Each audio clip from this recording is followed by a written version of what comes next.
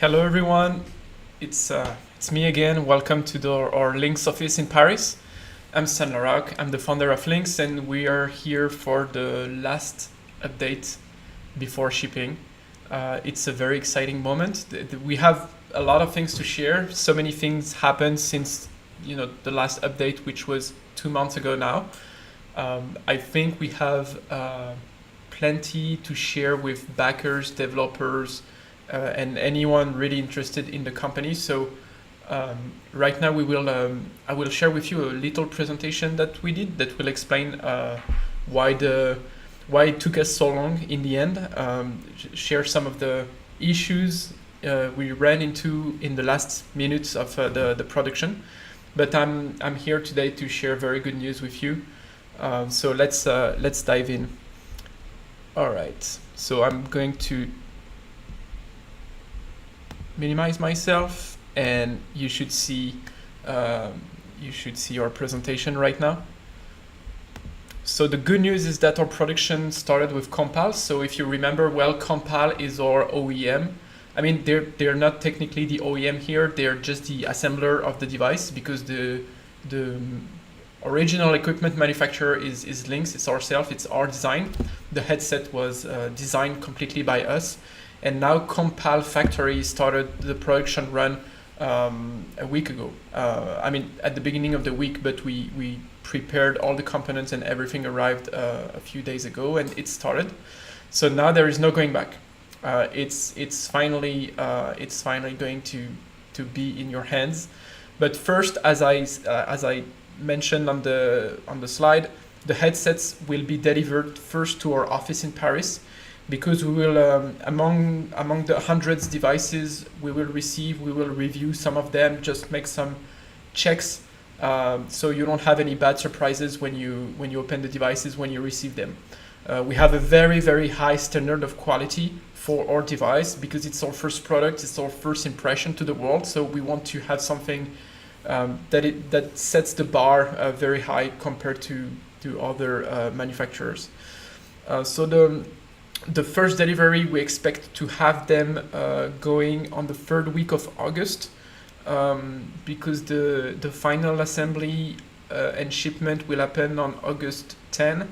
So I expect that on the third week of August you should see the shipment. I contacted the 5 first backers, so we could have a hand delivery in person from me, because it's a very exciting and terrifying moment for me and for all of us here at Lynx, because it will be in the hands of people we don't know, like not partners, not even friends. So it's a bit terrifying, but we're very excited.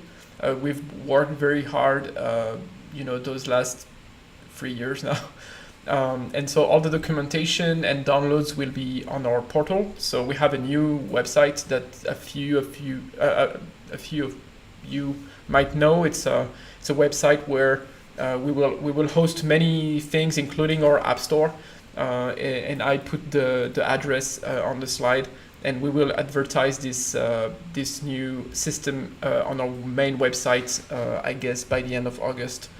It's still very early. You'll see it's a lot of work in progress, but it's something we completely own, and that we are also proud of. I think there are already 400 developers connected on the platform, which is great, really. So that's for the shipments. So the boxes. So this picture was taken by Compal. They were as excited as us, because they have been working very hard with us to manufacture those devices. If you look at history right now, what is being written in XR is that you've seen in the news that the Apple headset already also is very complicated, and they're facing challenges. And I think you understand that those devices are the most complex consumer electronic devices put out in the world, and mixed reality headsets, they're very complicated. So I mean, it's not an excuse, but when we saw how other people were struggling as well, it was comforting in a way. But again, the delays were very frustrating for all of us. I'm going to talk a bit about few issues we ran into, and you will understand why we delayed, because you know the phrase a delay headset might be good, but something that is too early is forever bad. So I'm happy with the stage we are right now.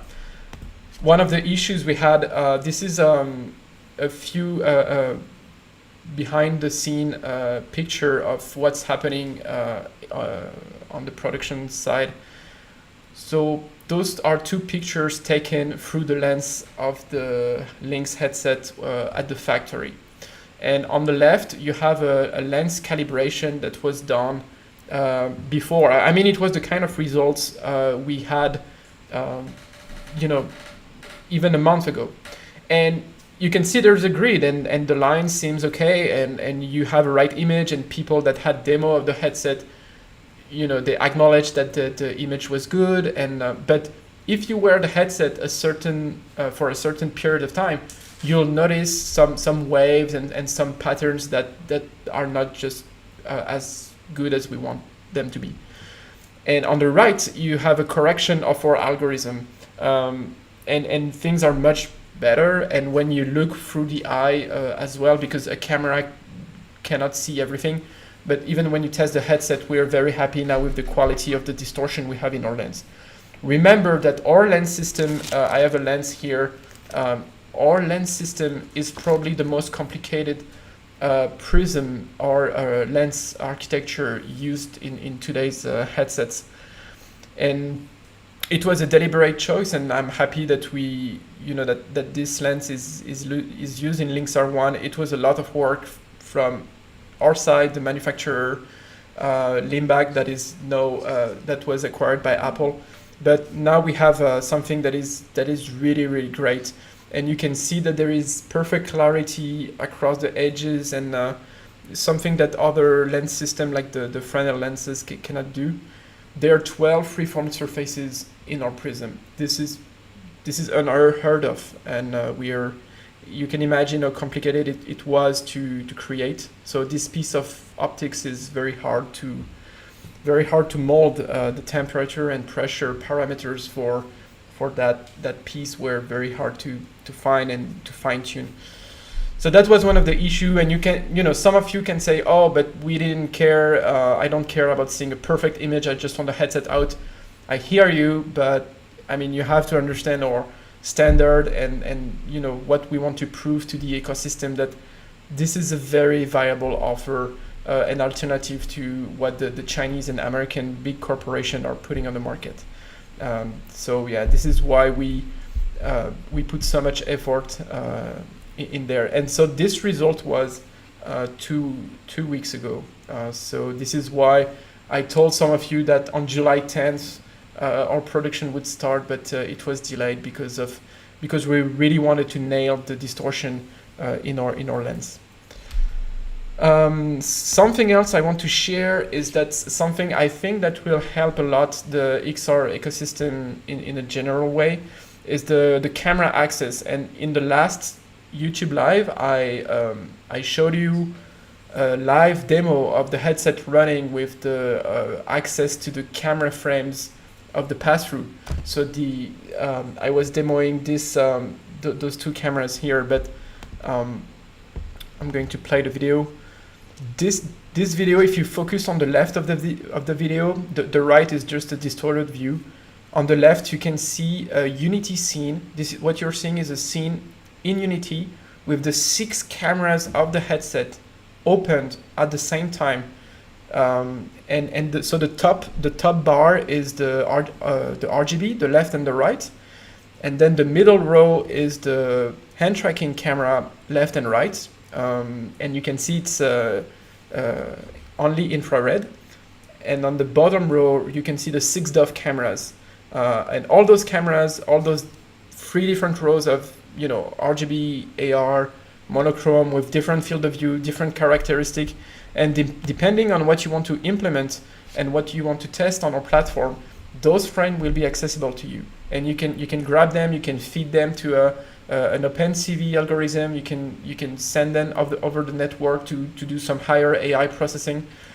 it's going to be very exciting, and we are working on some smart UX to tell the user that the camera is accessed not only by the headset but also by the developer, and developer will have to explain why they are grabbing the frames. But overall, I think it's a very net positive for the ecosystem to be able to grab the IMU, the cameras, and all that, because I don't think there is. I don't think you have a mixed reality headset until you can really play with those sensors that are looking outside. So yeah, and this sample will be available in our SDK, which again will be downloadable for free on the portal. And the last thing I wanted to tell you before we switch to the Q&A is that among the samples, we are going to, of course, share our mascot. So you might remember over a year, almost 2 years ago, we made a demo with a small animal, which was called Lynx, and the fully rigged model will be available on our platform as an asset, and it's very cute. You'll see it's working great, especially in mixed reality. Yeah, it cut for a second, but I'm back. Yeah, is it working now? Okay, thank you. And there is one more thing I wanted to share with you, and it's that the team is getting bigger, and we are getting more and more support. And one of the support we are having now is that I think we are on the verge of getting the necessary resources to be a major player in the XR field, and I hope after the deliveries I will be able to do some announcement around that. But even more exciting is that more and more people are joining Lynx, as employees and collaborators. One of them is one of the backers, and so he's an electronics engineer. He's already doing amazing work around the controllers, for example, that you will see probably later this year. And another one is going to be working a lot with me and doing a lot of work for you, actually, because she's right there. So Andrea. Hi there. Yeah. So Andrea is our new global communication officer.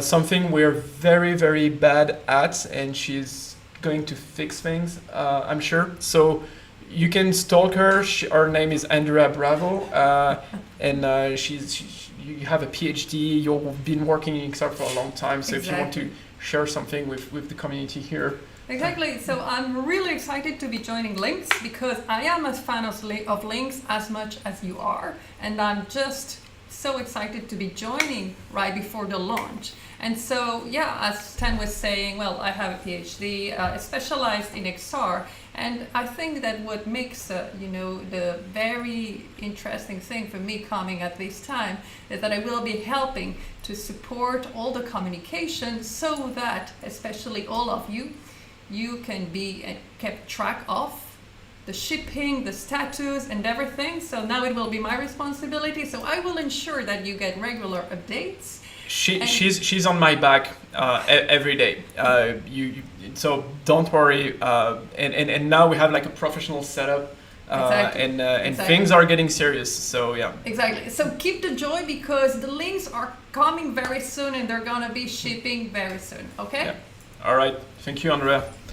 Yeah, and there are more people behind the camera that you're not seeing today, but you'll probably see soon in the very next update.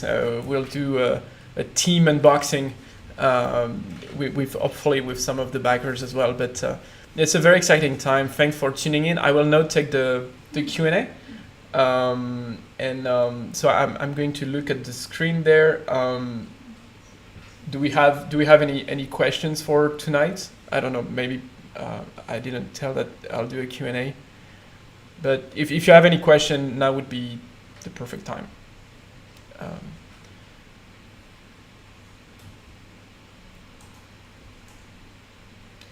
So someone is asking any updates about the controllers.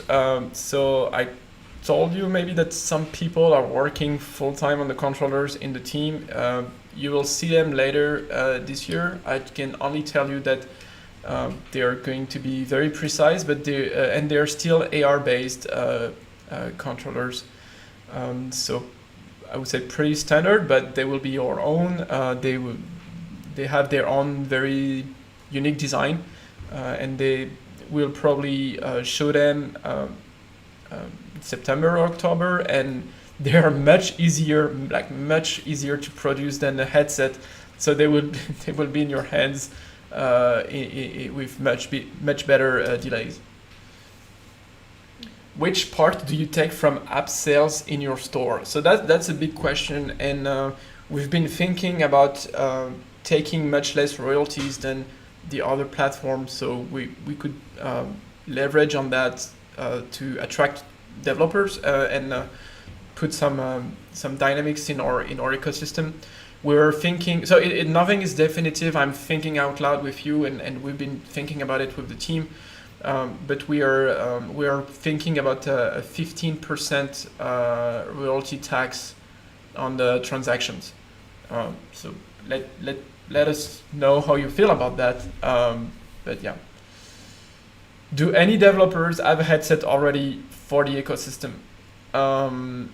So we have partners that have headsets out there, but not much really. I would say a few dozens headsets are in the wild, but you also have to note that the software was not very polished. So most of the headsets out there do not run the latest version we compiled here, and the latest updates are able to update themselves over the air.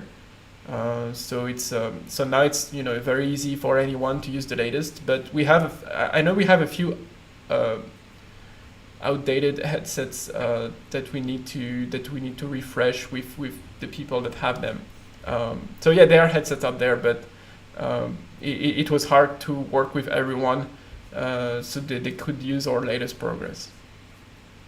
So when you're going to receive the headsets in August, you're able to update the headset from our servers directly, and you're able to flash also the headset with the OS from the downloads section of our portal. So yeah, the bootloader is open, by the way.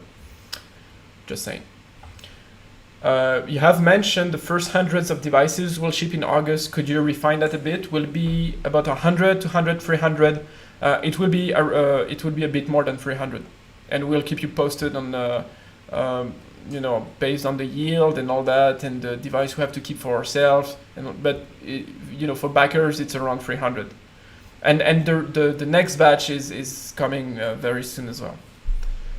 External trackers support, like the Vive trackers. That's something we're investigating right now.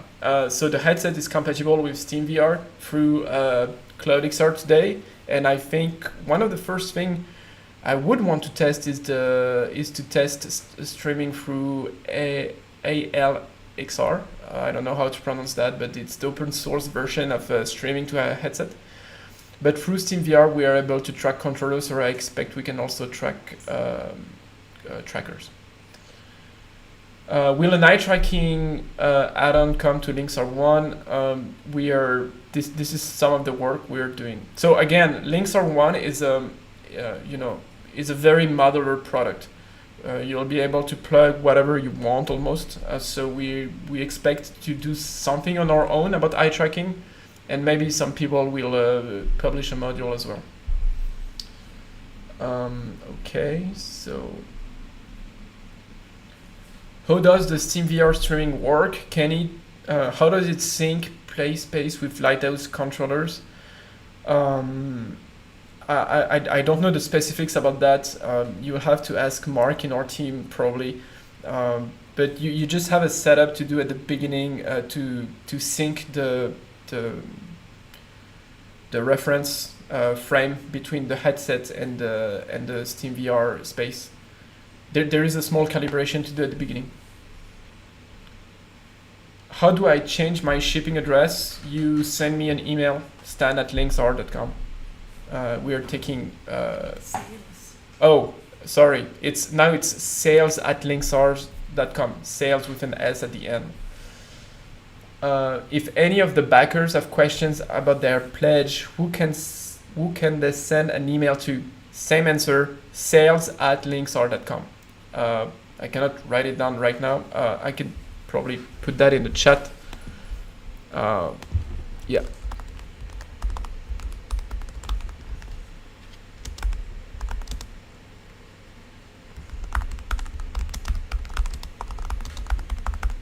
Okay. What operating system have been used to test the Lynx R1? So we have we have people in our team using all kinds of computers. So we have Macs, Windows, and Linux. I'm on Linux myself, so you can use any distribution and any kind of computer to develop on Lynx, as long as you can run, for example, Android Studio and Unity.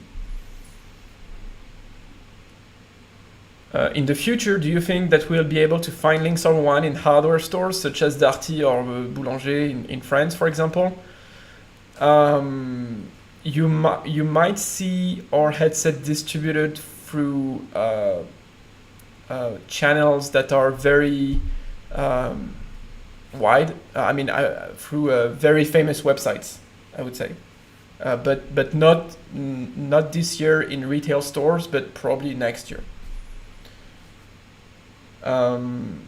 Are you planning a developer event? This is something we'll do with Andrea now. We're going to think about doing our own set of events for the community and of course with our developers.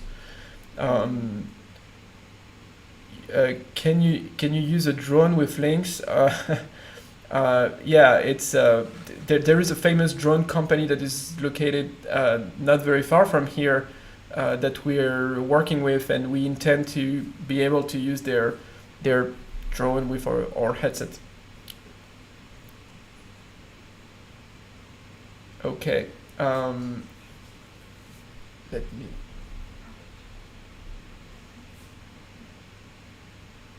So what you're not seeing is that I have a specialized team filtering the chat, so it's smooth. And I think we're good. Shuki, Andrea. Okay, I think we're good for tonight. If you have more questions, you have the sales email. You also have my email. I receive a ton of inquiries all time, really. So I'm sorry if I don't answer or if I don't answer straight away. But we will try to organize ourselves to be able to support everyone. The last question I just received right now is Godot on Lynx. So if I remember correctly, someone at Ultraleap made some work around that, and you can run apps that are built from Godot. I think there are still things to fix, like maybe the reference frame, or maybe the image was upside down, but people were able to compile their Godot apps on Lynx. We might have some stuff to fix there, but because we're running on OpenXR, it will be by default supported. Right now, I know we support Unity and Unreal very well. We also support 2D Android apps that you can open through an OpenXR window. We also have the Volvic browser, which is WebXR compatible, and we'll have more down the line before the end of the year. Okay, well, that was a good 25 minutes with a lot of information. I'm very happy that I can share this good news with you. We'll tune in the next live next month for those deliveries, and I'm very excited. I'm very tired as well, but it's very cool, so much work, and seeing the end of that, and I hope the smile on your face when some of you will receive their order. So have a good evening or a good morning, I don't know, but I'll see you soon, and thank you very much. Bye. Okay, so